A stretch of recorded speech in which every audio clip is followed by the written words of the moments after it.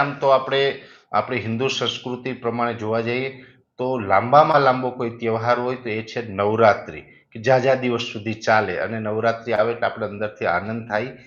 ગુજરાતી તરીકે આપણે એક આગવું મહત્વ છે, આપણો તહેવાર છે. માં જગદંબાનું પર્વ છે. અંબામાની કૃપા છે એ હંમેશા આપ તમામ ઉપર બની રહે એવી માતાજીના ચરણોમાં મારી પ્રાર્થના. નવરાત્રિની શરૂઆત થાય છે. આમ તો નવરાત્રિનો તહેવાર છે એ 10 દિવસનો ગણવામાં આવે છે. 9 દિવસના નોરતા, નવરાત્રિના 9 દિવસ, અને 10મા દિવસે દશેરા હોય. આ વખત આ તહેવાર છે 11 દિવસનો છે, કેમ કે નોરતું એક વધારે છે.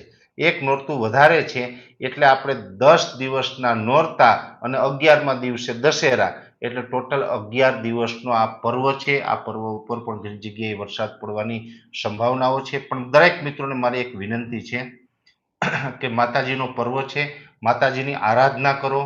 આપણી જે સંસ્કૃતિ છે એને જાળવી રાખો. ખાસ કરીને મને સાંભળવાવાળા મોટા ભાગના વર્ગ તો ગામડામાં છે. પાર્ટી પ્લોટમાં ડિસ્કો કરવા જવાવાળા તો મને લગભગ સાંભળતાય નહીં હોય. મને સાંભળવાવાળા, મને વિશ્વાસ છે કે ગામડામાં ખરેખર માતાજીની આરાધના કરે છે. 9 દિવસ જો ઉપવાસ થાય, માતાજીના રહી શકીએ તો બહુ સારું કહેવાય. માતાજીની આરાધના કરો, માતાજીના નોરતા આપણે રહીએ, ઉપવાસ કરીએ, અને સાંજે પછી માતાજીની આરતી કરીએ.